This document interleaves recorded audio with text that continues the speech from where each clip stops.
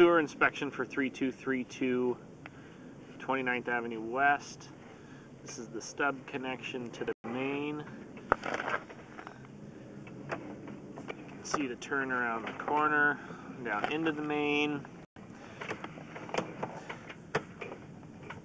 I was concerned about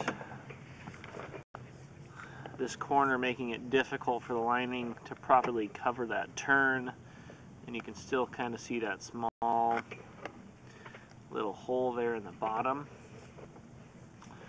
We may need to try and install a shorter section of sewer lining right here at the end to successfully cover that little hole or crack in the sewer line.